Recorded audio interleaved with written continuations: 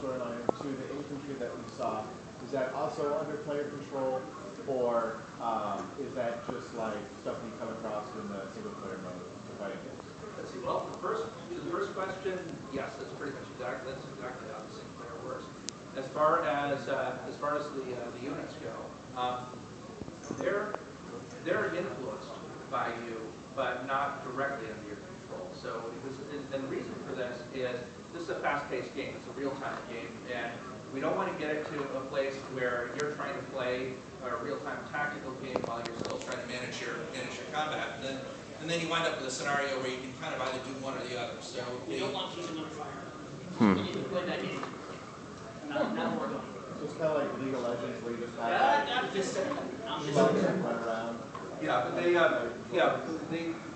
the things that they do on the battlefield are very directly influenced by what you do. So where you're not going to go and grab an individual trencher and say, hey, you go here, you go here, you go here. You can for sure influence what this unit of trenchers does and how it participates. Like issuing orders, or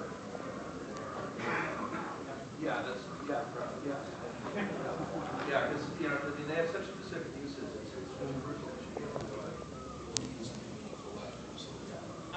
get back there. I had a question in terms of the plot line.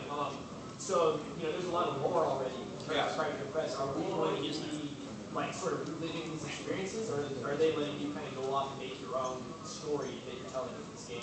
I'm not going to be super specific about that yet, but what I will say is that we're working really, really closely with Matt and the guys at Privateer and fitting what we do very closely into the lore. So some of the stuff that we're doing, some scenes may be known to players who know the lore well. Some may touch on them or be around them.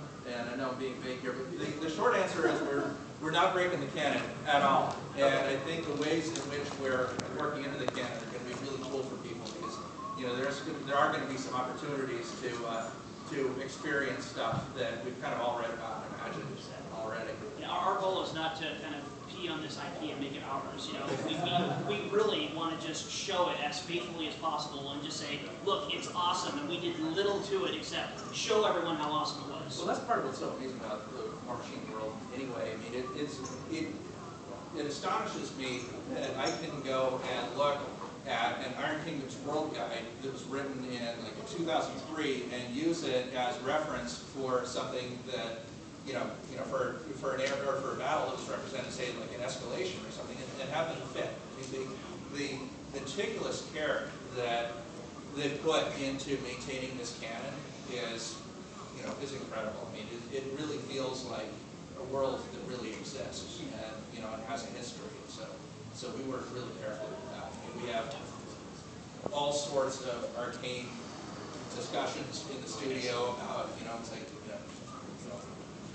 what sort of architecture we would have in this particular town here, and why. And it's like, well, because these guys lived here for X amount of time and they were no ridiculous amounts about history. So it's based in Umbria, I'm hearing. So, obviously in this game, if you play it long enough in a storyline, the jacks can gain effects, be bonded, rank up as they survive. Is that going to be a function of this game? Absolutely. Yeah. So that's two things. I mean, the concept of affinity between the warcaster and the jack. I mean, it's important to the game, but it's also really cool for the story and really cool as an advancement mechanic. So that as you go through the experience and you get better and better at playing the game, it evolves with you. So absolutely. Awesome. Are there any plans to have closed or open beta? Is there any way to fast track? We got to ask that at Gen Con too. Yeah. The short answer is it's too early for us to know exactly what those plans would be.